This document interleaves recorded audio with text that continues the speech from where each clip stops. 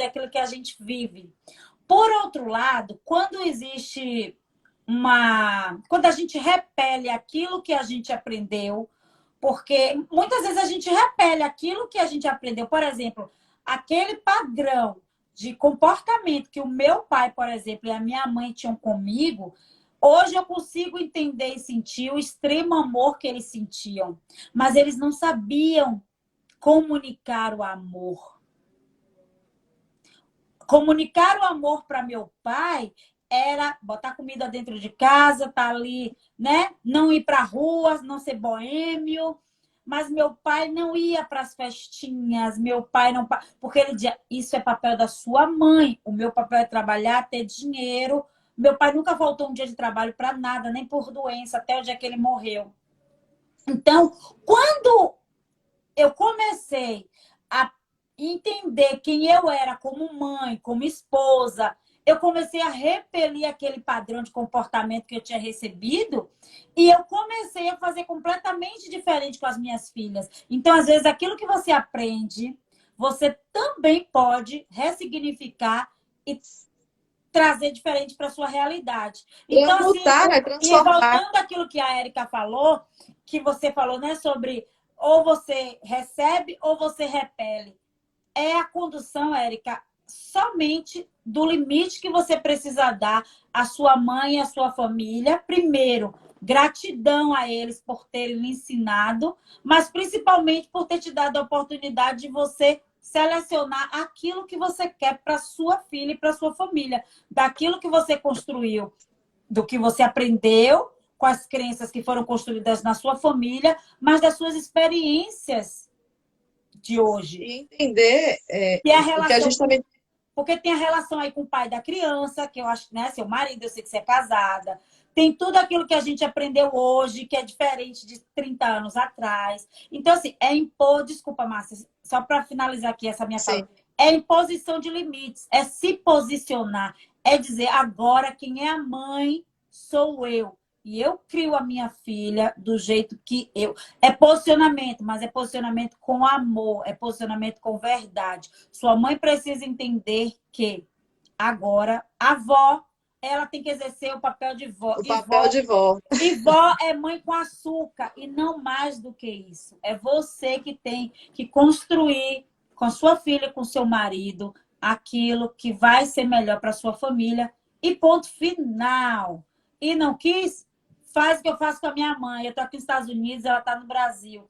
Hoje a gente se dá muito melhor, porque hoje nós estamos na distância. Então, hoje a gente construiu um relacionamento muito melhor do que quando era o relacionamento que a gente estava junto. Exatamente por isso. Porque Mais minha mãe, amoroso, né?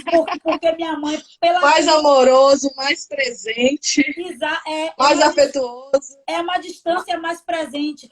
Esse ano que eu vim dizer no Covid, que eu vim dizer à minha mãe que eu amava ela, porque até então eu falava com as minhas filhas, eu te amo, eu te amo, eu te amo, mas eu tinha uma barreira para falar com a minha mãe. Por quê? Porque eu nunca ouvi da minha mãe.